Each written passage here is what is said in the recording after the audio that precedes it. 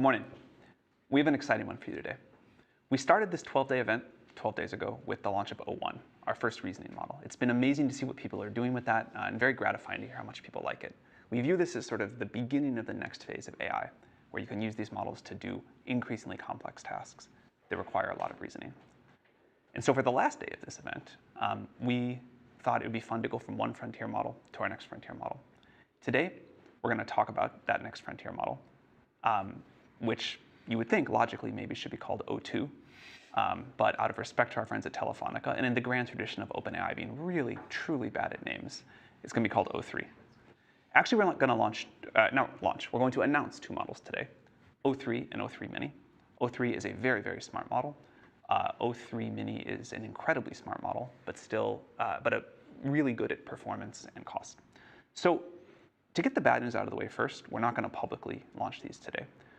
The good news is we're going to make them available for public safety testing starting today. You can apply, and we'll talk about that later. We've taken safety testing seriously as our models get more and more capable. And at this new level of capability, we want to try adding a new part of our safety testing procedure, which is to allow public access for researchers that want to help us test. We'll talk more at the end about when these models, when we expect to make these models generally available. But we're so excited to show you what they can do, to talk about their performance. Got a little surprise. We'll show you some demos. And without further ado, I'll hand it over to Mark to talk about it. Cool. Thank you so much, Sam. So my name is Mark. I lead research at OpenAI. And I want to talk a little bit about O3's capabilities. Now, O3 is a really strong model at very hard technical benchmarks. And I want to start with coding benchmarks, if you could bring those up.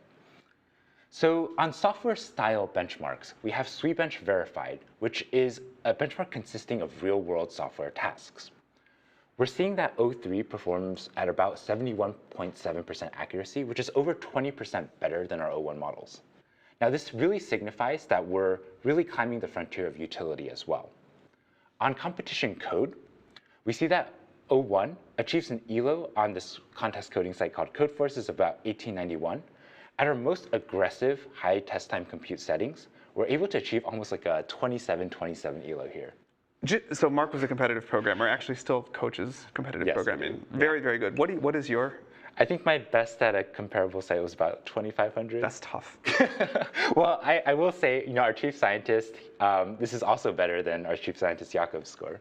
I think there's one guy at OpenAI who's still like a 3,000 something. Yeah, Gets a few more months to enjoy. Hopefully we have a couple of months to enjoy there.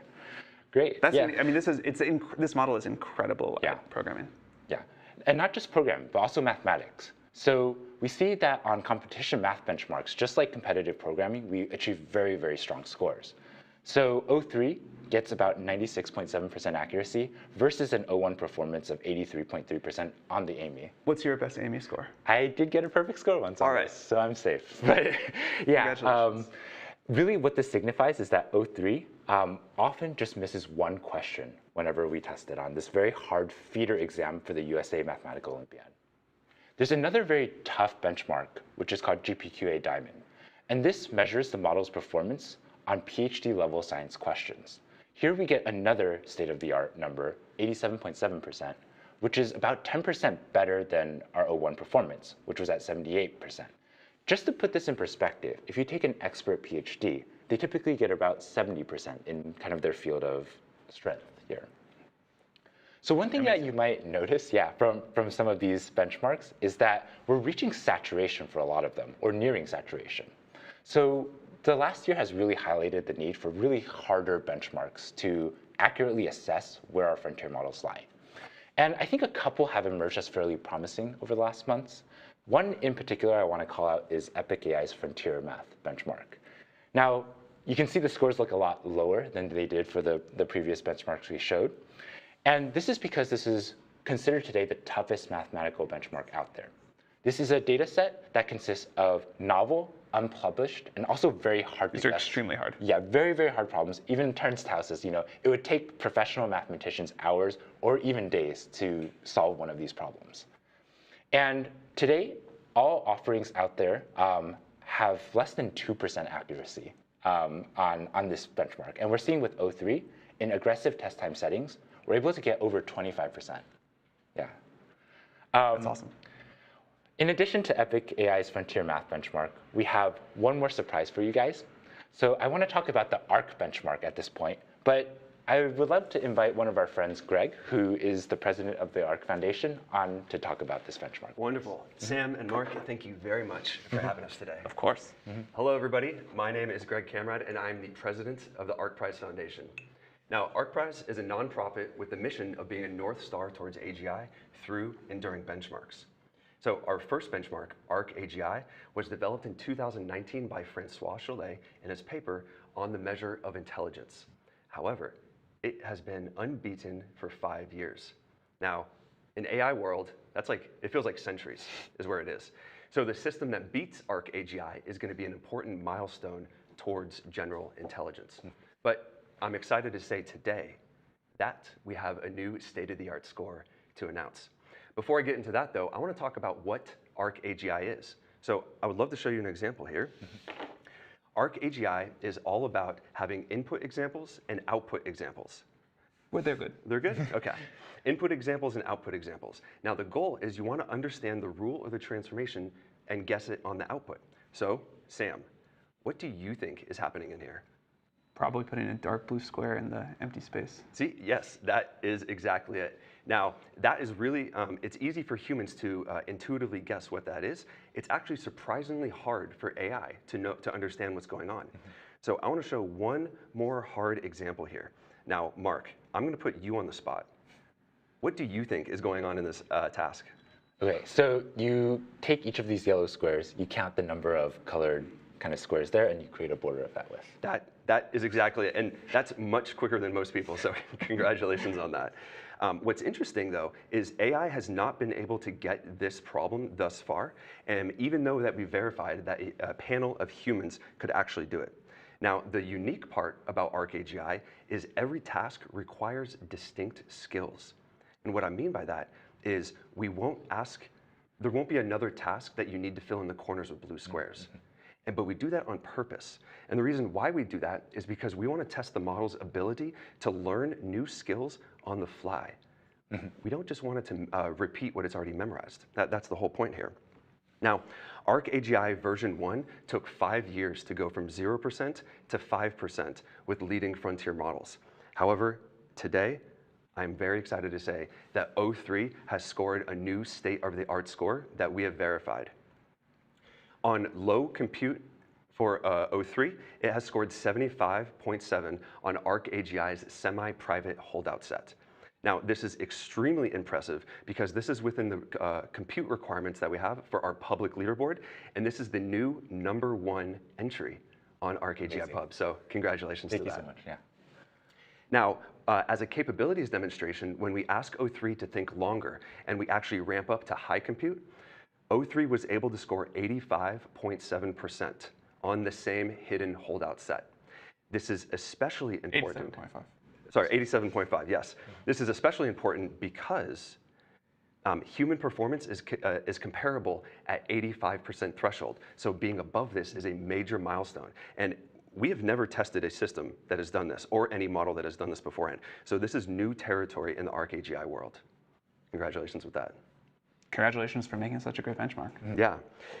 When I look at these scores, I realize I need to switch my worldview a little bit. I need to fix my AI intuitions about what AI can actually do and what it's capable of, especially in this o3 world.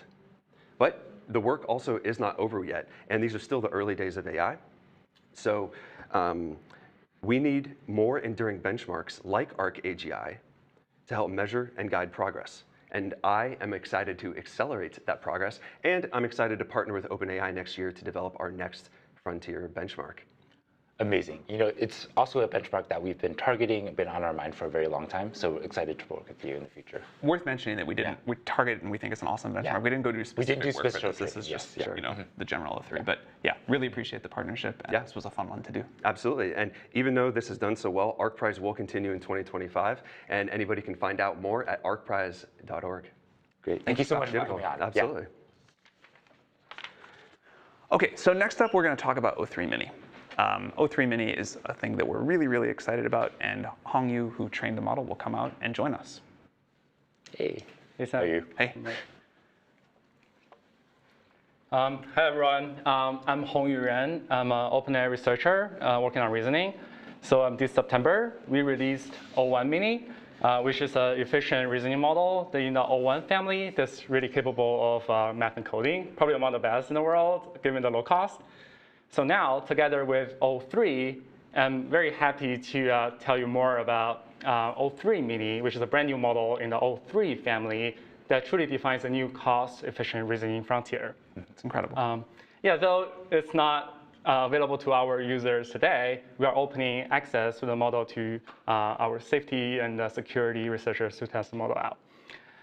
With the release of adaptive thinking time in the API a couple of days ago, for o3-mini, we'll support 3 different options: low, medium, and high reasoning effort.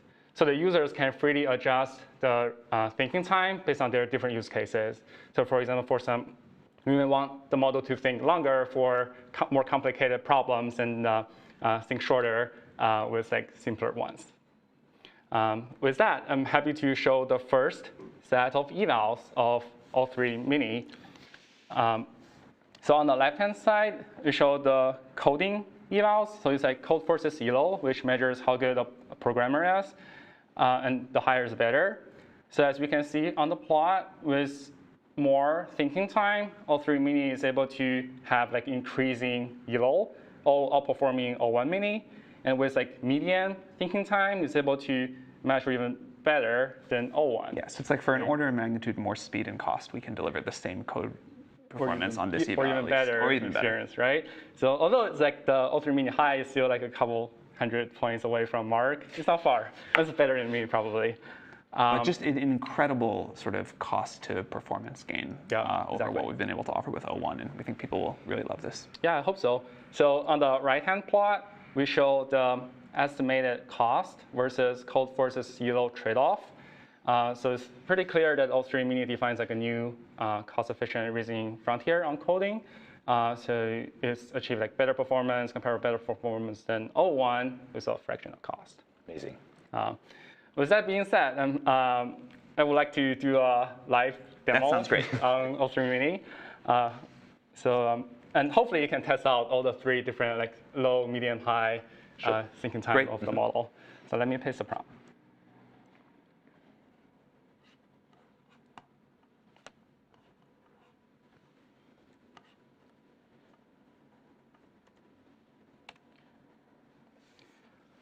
So I'm testing out o3-mini high first.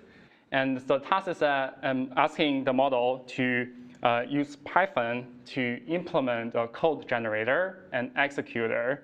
So if I launch this, run this Python script, it will launch a server and locally with a UI that contains a text box. And then we can make coding requests in a text box. It will send the request to call o3-mini API, and o3-mini API will solve the task and return a piece of code. And it will then save the code locally on my desktop, and then open a terminal to execute the code automatically. So it's a very complicated, pretty complicated task, right? And it outputs a big chunk of code. So if we copy the code and paste it to our server, and then we would like to launch this server. So we should get a text box when you're launching it. Yeah. OK, great. Oh, yeah. I hope so. Yeah. It seems to be launching something. Okay.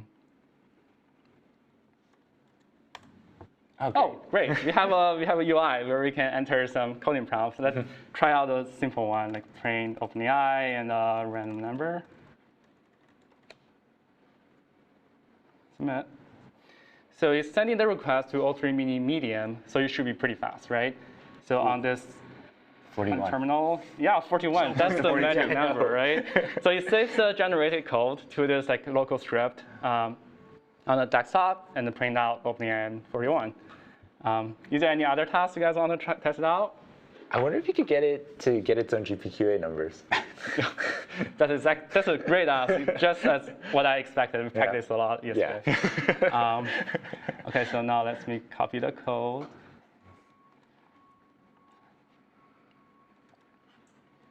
And send it in the code UI. So in this task, we asked the model to evaluate o3-mini with the low reasoning effort on this hard GPQA data set. And the model needs to first download the raw file from this URL, and then it needs to basically figure out which part is a question, which part is the answer, or which part is the options, right? And then formulate all the questions, and then ask the model to answer it, and then parse the result, and then to grade it. That's actually blazingly fast. Yeah, and it's actually really fast because it's calling the o3-mini with low reasoning effort. Yeah, let's see how it goes. I guess 2 tasks are really hard here. Yeah, the long tail is often the problem. Go. Yeah, GPQA is a hard data set. Yes. Yeah, it contains like maybe 196 easy problems and 2 really hard problems. While we're waiting for this, do you want to show what the request was again? Oh, it actually returns the results. Oh, it's 61.62%, right? Amazing. 62%, right? Cool, With a low reasoning effort model, and it's actually pretty fast. Then full evaluation in a minute. Somehow very cool to just ask a model to evaluate itself like Yeah, this. exactly, right? And if we just summarize what we just did, we asked the model to write a script to evaluate itself on this hard GPQA data set from a UI, right? From this code generator and executor created by the model itself in the first place. Next year, we're going to bring you on, and you're going to have to ask the model to improve itself. Yeah, let's definitely ask the model to improve it next time. Maybe not.